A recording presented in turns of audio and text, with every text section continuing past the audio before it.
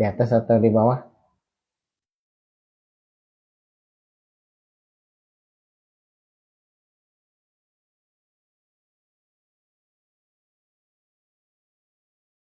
Ini kalau mau ngerekam namanya ya.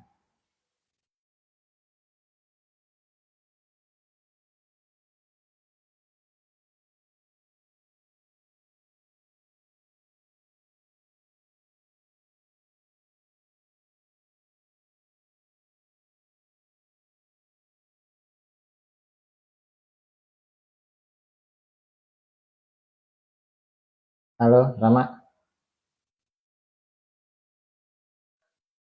Gimana, mau kita mulai aja?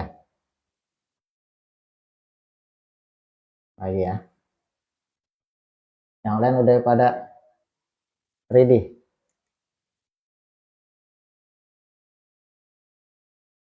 Kita baca surah Al-Kahfi beberapa ayat dulu ya sebagai pembuka. Mudah-mudahan dengan pembacaan surah Al-Kahfi menambah keberkahan pertemuan kita. Bentar.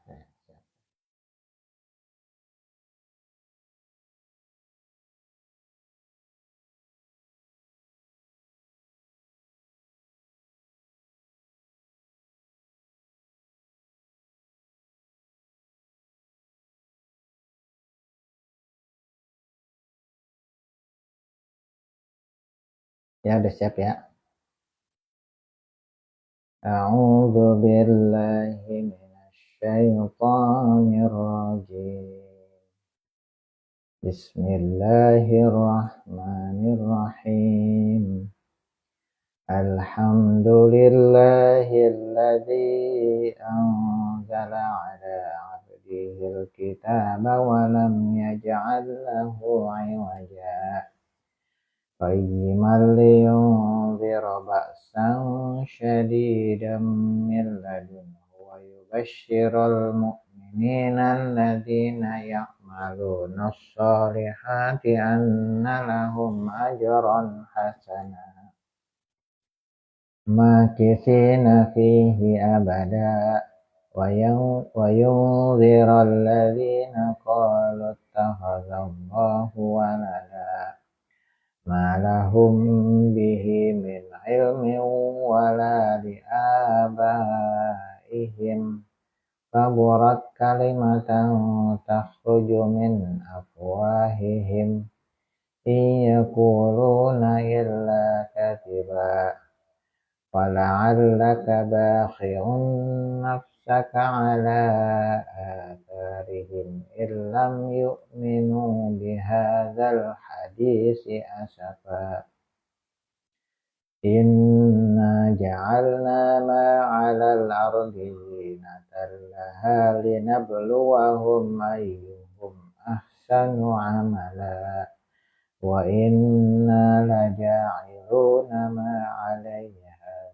صعيدا جرزا أم حسبت أن أصحاب الكهف والرقيم كانوا من آياتنا عجبا.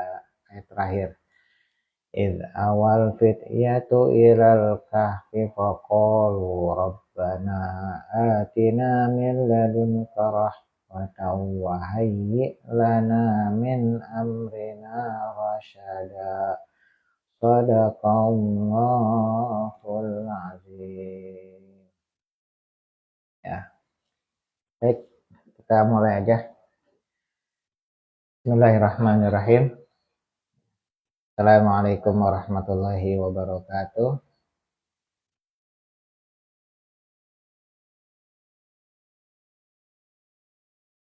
Alhamdulillahirabbil alamin wa bihi nasta'in ala umurid dunya waddin. Wassalatu wassalamu ala asyrafil anbiya'i wal mursalin sayyidina Muhammadin wa ala alihi wa sahbihi ajma'in amma ba'd. Tidak ada kata yang pantas terucap melalui lisan kita selain rasa syukur kita kepada Allah Subhanahu wa taala yang telah membangunkan kita pada pagi hari ini dengan keadaan sehat walafiat, dengan keadaan iman. Salawat dan salam tidak lupa pula kita haturkan kepada junjungan kita Nabi besar Muhammad sallallahu alaihi wasallam. Allahumma sholli wa sallim wa barik alaihi. Ya, teman-teman komunitas pemuda positif, alhamdulillah hari ini tanggal 30 Agustus kita kembali lagi mencoba untuk beristiqomah dalam rangka mengkaji, memotivasi, dan mengingatkan kita semua untuk selalu berbuat baik dan jangan pernah bosan untuk berbuat baik. Nah, pada pagi hari ini tema kita adalah mengenal energi positif, energi kebaikan yang berasal dari Allah. Dulu pernah saya sampaikan bahwa bedanya orang yang hidup dengan orang yang mati ada pada geraknya, pergerakannya. Orang yang mati nggak ada pergerakannya, makanya disebut mati. Orang yang hidup, ya dia bergerak. Bagi orang yang beriman, pergerakannya harus menciptakan kebaikan, bukan sebaliknya. Pagi hari ini kita akan membahas energi yang menciptakan kebaikan itu, dorongan yang menghasilkan kebaikan. Jadi di dalam manusia itu bergerak, seorang beriman itu bergerak seperti barang elektronik, pasti ada tenaganya yang menggerakkannya. Ada baterai, segala macam, ada listrik, atau lainnya. Nah, bagi kita orang yang beriman, dalam menciptakan pergerakan kita, itu adalah hasil dorongan positif, dorongan kebaikan. Sebab kenapa? Ya, karena karakter positif itu ya dia bergerak. Hanya saja kita harus mewaspadai jangan sampai bergeraknya kita itu didasari atau didorong selain dorongan positif, selain dorongan yang bersumber dari Allah. Apa itu? Dorongan negatif, dorongan yang bersumber dari setan. Nanti kita akan paham apa bedanya. Contohnya, kita bekerja, belajar. Kalau di kelas belajar itu kan semua secara fisik, secara visual sama belajar semua. Tapi sesungguhnya mereka itu berbeda. Apa yang membedakan? Dorongan yang menghadirkan mereka datang ke kelas. Ada yang terpaksa, ada yang memang murni menuntut ilmu, ada yang memang ya daripada nggak ngapa-ngapain di rumah gitu. Sama seperti kita hadir di majelis ilmu ini, secara visual ini kebaikan. Tapi kalau ditelusuri, belum tentu dorongannya berasal dari dorongan ilahiyah. Karena memungkinkan dorongan itu bukan berasal dari dorongan ilahiyah atau dorongan positif. Oleh karena itu, kita harus memastikan bahwa dorongan aktivitas kita hanya didasari oleh dorongan positif atau dorongan ilahiyah. Makanya Di dalam Al-Quran itu Allah sudah mengingatkan kepada kita, wa ma umiru illa liya'budullaha mukhlishina lahuddin. Dan tidaklah aku perintahkan kepada orang-orang yang beriman untuk beraktivitas itu murni karena aku, mukhlishina lahuddin, karena keikhlasan, karena dorongan Allah. Nah, udah mulai terang nih. Jadi dorongan positif itu adalah dorongan keikhlasan. Kalau kita bedah,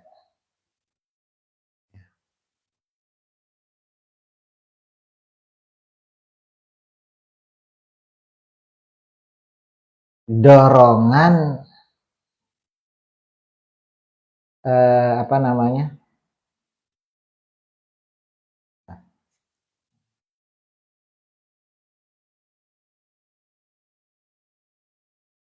Kalau kita bedah lagi, kenapa orang yang beriman itu harus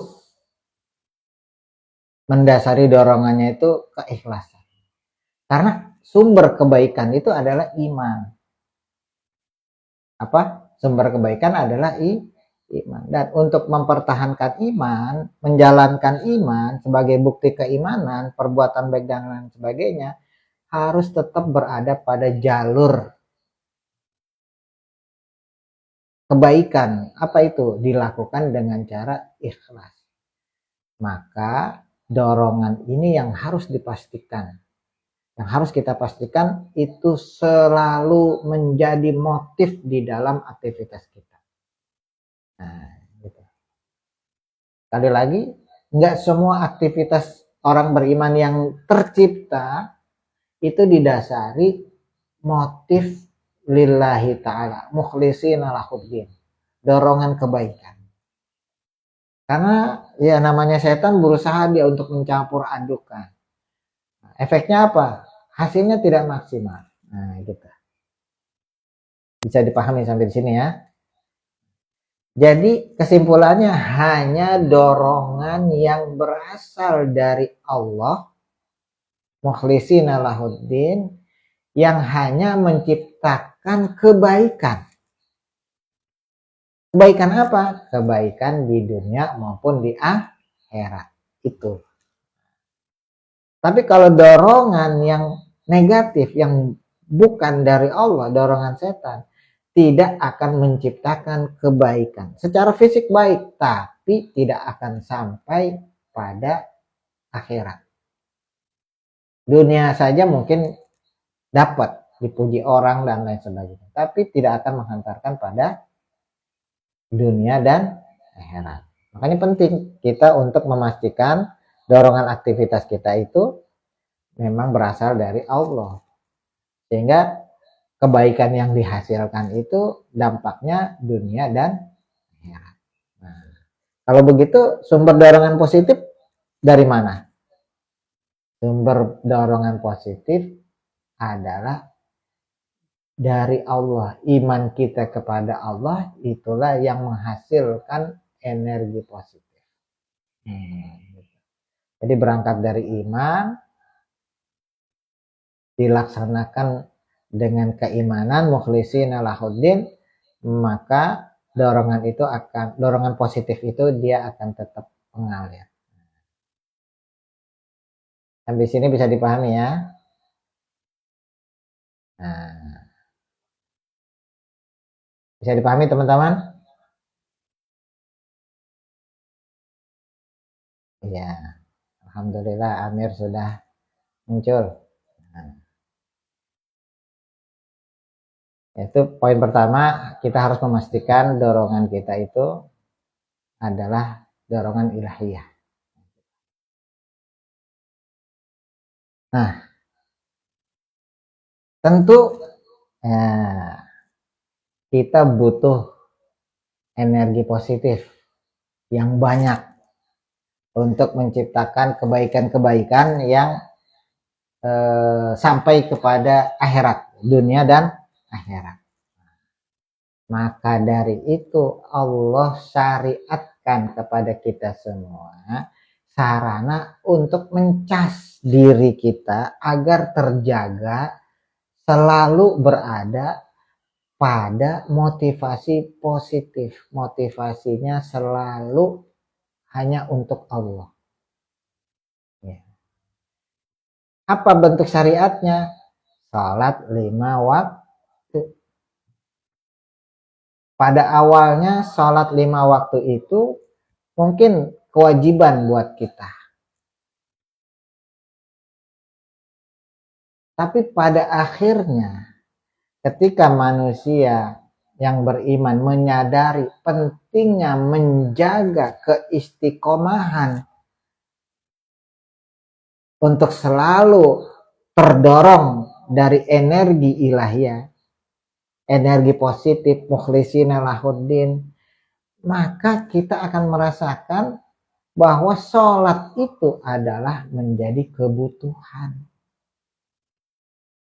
Kenapa kebutuhan? Karena di dalam kehidupan kita banyak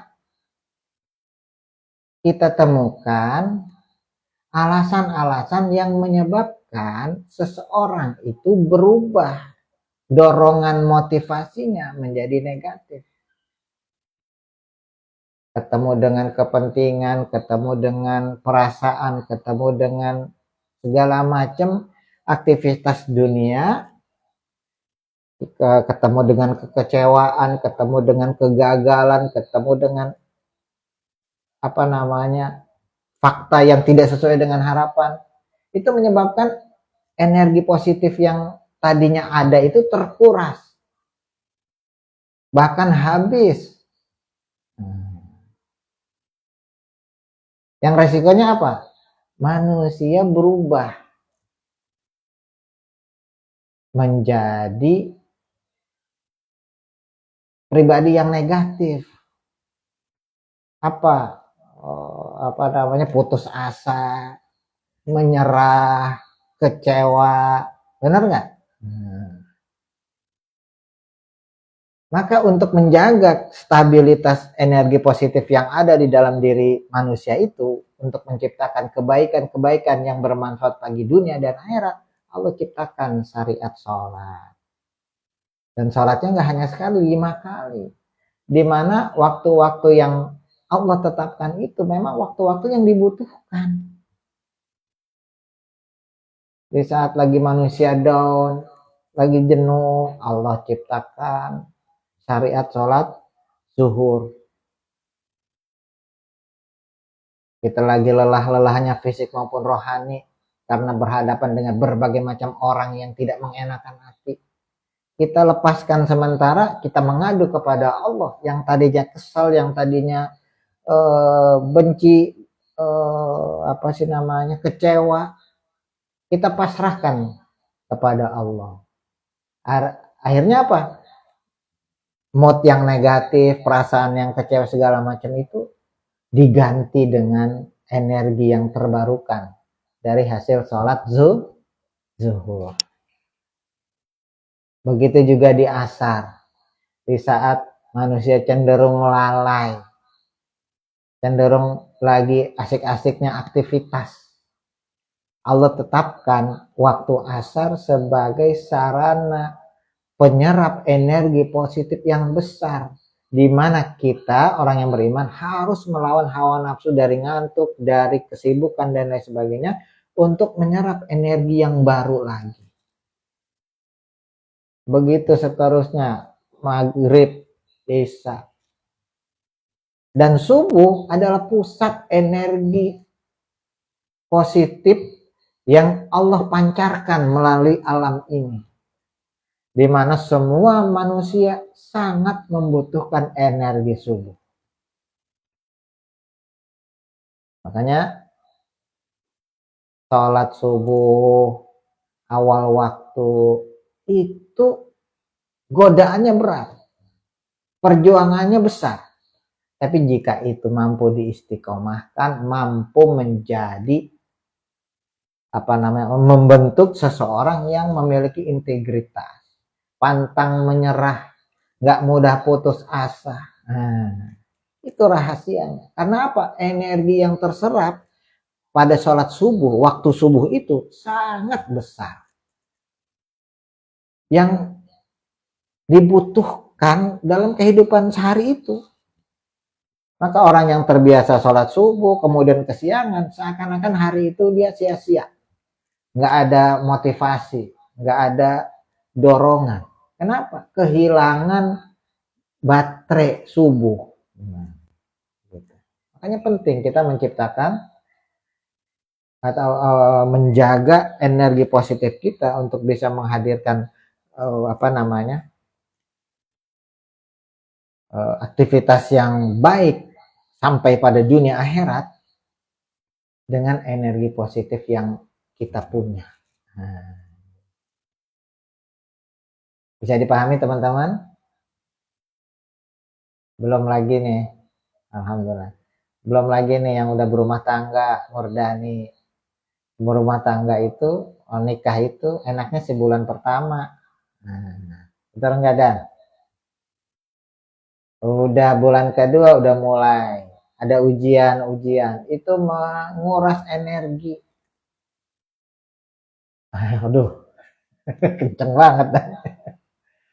Ya, menguras energi perasaan, menghilangkan logika karena begitu beratnya ujian. Sehingga cerdas di kelas, cerdas intelektual, begitu menghadapi permasalahan kehidupan, permasalahan rumah tangga, buntu. Makanya nggak heran ada orang yang pinter bunuh diri, kayak nggak punya akal untuk berpikir, seakan-akan hidup ini sudah buntu gitu. Kenapa terjadi demikian?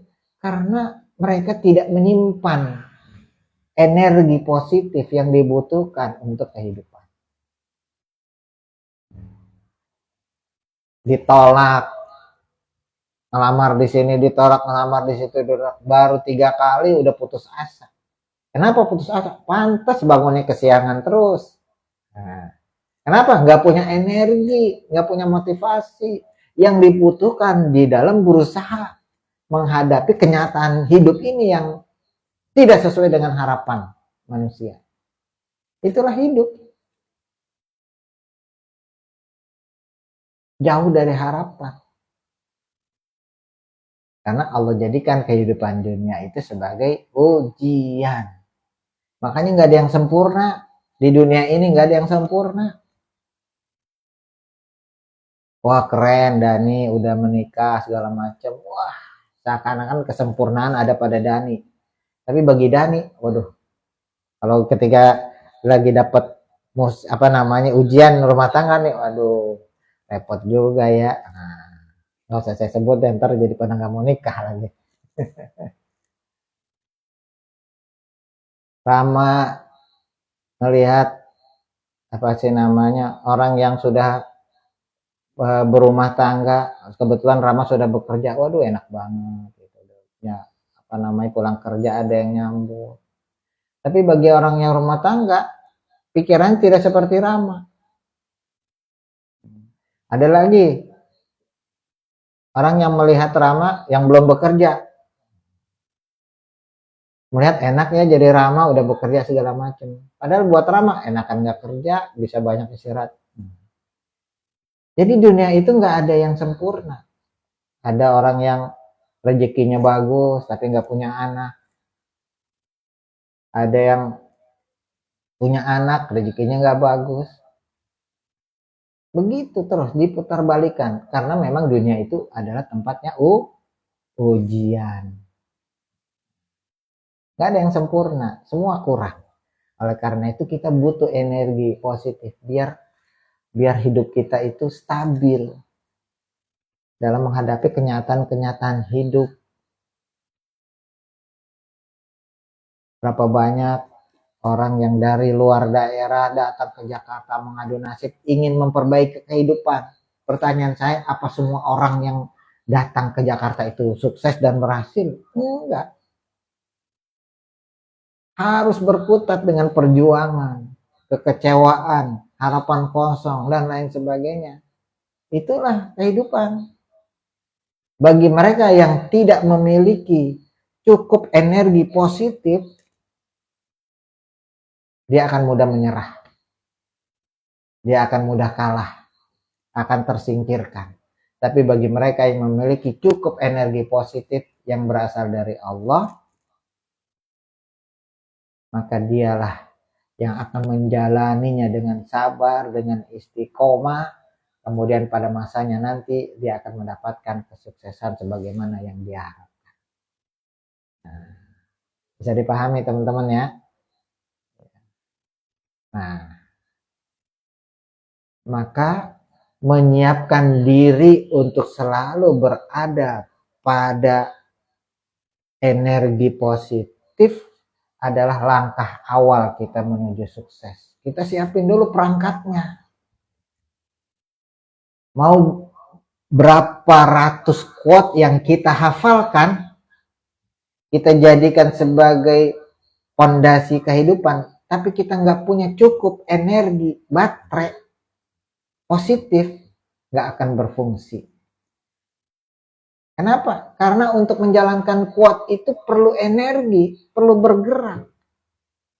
Dan energi itu datangnya, energi positif itu datangnya hanya dari Allah. Maka orang yang tidak memiliki iman, tidak punya kekuatan. Orang yang tidak melaksanakan sholat, tidak memiliki kekuatan. Orang yang tidak bisa istiqomah di dalam menjalankan sholat 5 waktu awal waktu, tidak akan memiliki kekuatan. Silakan Dani.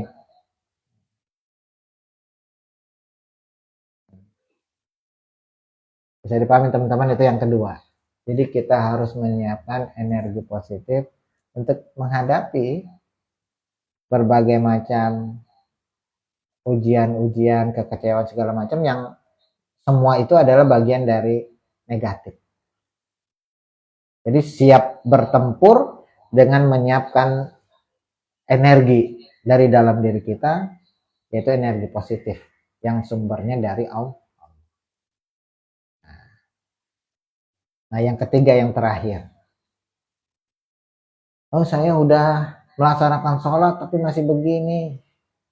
Saya udah rajin awal waktu tapi masih begini. Kembali lagi. Apa itu? Perbaiki ibadah kita dalam menyerap energi positif itu ada SOP. Ada cara. Ketika cara dan SOP-nya tidak dilaksanakan, maka tidak akan berhasil menyerap. Seperti kita ngecas baterai handphone, menurut kita udah berjam-jam di sini bakalan penuh, tapi ternyata apa? Colokannya nggak lurus, jadi setrumannya nggak maksimal, atau kabelnya itu udah rusak, nggak sesuai dengan ampernya, itu juga tidak maksimal. Maka untuk bisa menghasilkan energi positif dari sholat, ya kita harus perbaiki sholatnya. Nah, yang ketiga yang ingin saya sampaikan, kadangkala kita butuh suplemen untuk bisa tetap sehat dan bugar jiwa kita dalam menghadapi ujian dan cobaan. Apa itu suplemennya? Suplemennya adalah dengan membaca Al-Quran. Kadang kita juga merasa sholat nggak pernah tinggal, tapi kita tidak sadar bahwa setelah sholat kita mengikuti keinginan setan, sehingga kita terbutakan antara membedakan mana hidayah, mana godaan. Wujudnya dari apa? Kita tidak pernah merasa berdosa dari atau kita mudah tergoda oleh godaan setan. Kenapa bisa terjadi? Karena kita tidak membiasakan menjaga diri. Hal-hal yang negatif datang kepada kita biarkan. Maka dengan membaca Al-Quran, kita sudah lulus dari ujian. Ujian apa? Ujian godaan-godaan setan yang datang. maka akan tampak berbeda orang yang setiap hari memegang Al-Quran dengan orang yang tidak sama sekali memegang Al-Quran. Kenapa? Karena orang yang megang Al-Quran dia memiliki kekuatan pembeda mana godaan, mana petunjuk.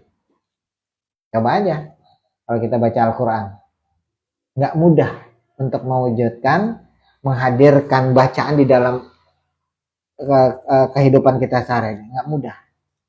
Kalau kita dengan Al-Quran aja dikalah, maksudnya dengan tidak berhasil menghadirkan Al-Quran, artinya apa? Secara mental kita udah mudah mengikuti dorongan negatif, dorongan setan. Nah di situ aja kita nggak lulus, apalagi dalam hal ujian-ujian yang lain. Maka disitulah pentingnya kita membaca Al-Quran. Gambaran seberapa besar kekuatan kita menahan godaan-godaan setan dengan menghadirkan Al-Quran di dalam kehidupan kita sehari-hari. Gitu. Ini baterainya udah mau habis. Sebentar.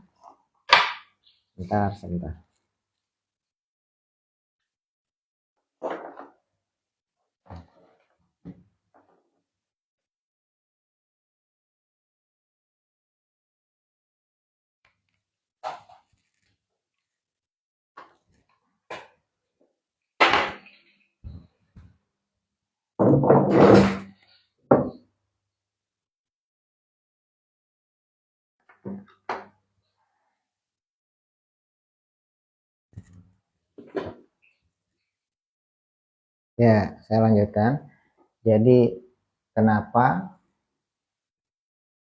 dalam pembinaan komunitas pemuda positif itu ada syarat harus mampu bisa membaca Al-Quran satu hari satu lembar, tujuannya untuk menjamin jiwa kita masing-masing bisa terbebas dari godaan-godaan setan.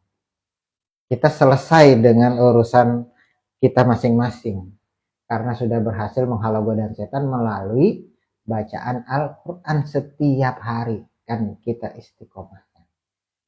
Nah gitu. Jadi disitulah pentingnya kita membaca Al-Quran, karena di dalam Al-Quran itu sekali lagi sebagai simbol kemenangan dorongan positif atas dorongan setan. Kalau kita udah terbiasa baca Al-Quran, kita akan sensitif. Oh ini tontonannya nggak bagus. Oh ini bacaannya hanya mengumbarkan syahwat aja. Kita bisa menyingkirkan itu. Kenapa? Karena kita sudah fokus kepada energi positif yang yang bersumber dari Allah melalui Al-Quran. Maka di kesempatan yang singkat ini saya ngajak teman-teman semua, yuk kita komitmen. Selain sholat 5 waktu, saya yakin teman-teman semua udah sholat 5 waktu. Kita komitmen untuk setiap hari memegang Al-Quran. Nah, gimana caranya? Harus kita paksakan. Karena kalau nggak dipaksakan, sampai kapanpun tidak akan terlaksana. Kenapa? Karena setan akan selalu menggoda manusia sampai manusia itu meninggal dunia. Jadi menunda sekarang nggak akan menjamin bahwa besok tidak akan ditunda. Menunda sekarang itu tandanya akan ditunda seumur hidup. Hanya membaca Al-Quran harus kita paksakan mulai dari sekarang atau tidak sama sekali. Saya kira itu teman-teman. Masih ada waktu, mungkin ada pertanyaan, boleh silakan.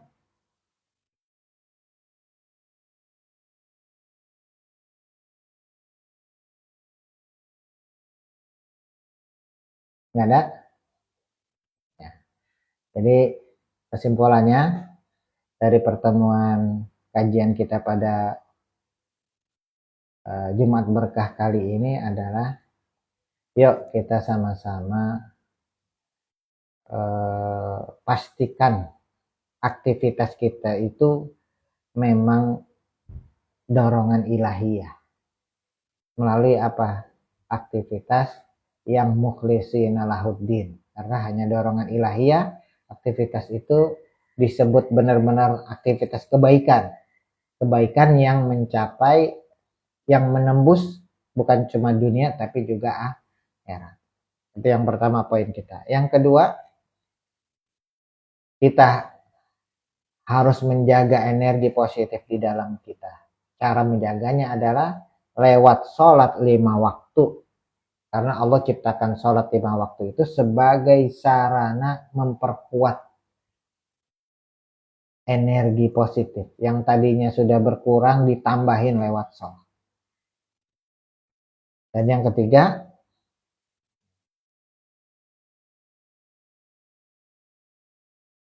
kita perlu suplemen untuk menghalau godaan-godaan setan yang kecil-kecil. Caranya bagaimana? Dengan berinteraksi dengan Al-Quran.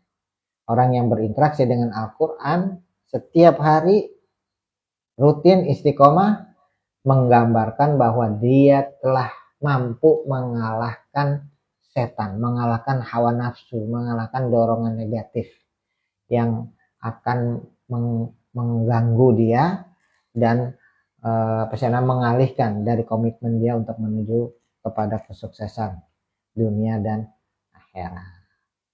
Saya kira itu teman-teman. Kalau tidak ada pertanyaan, kita cukupkan aja pada kajian subuh kali ini.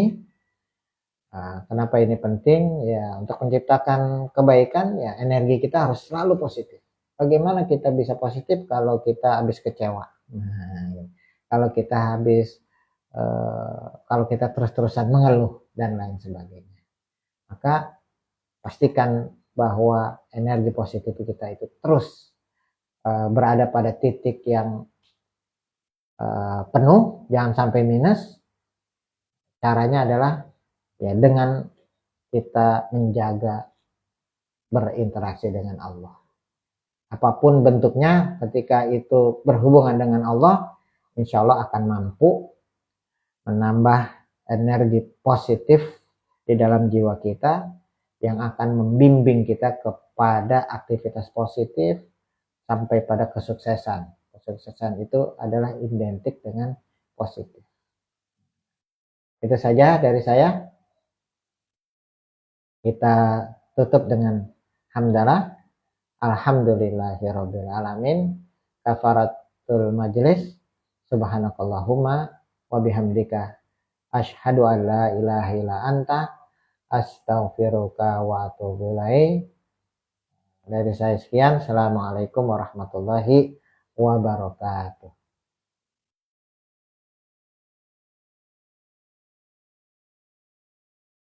Ya.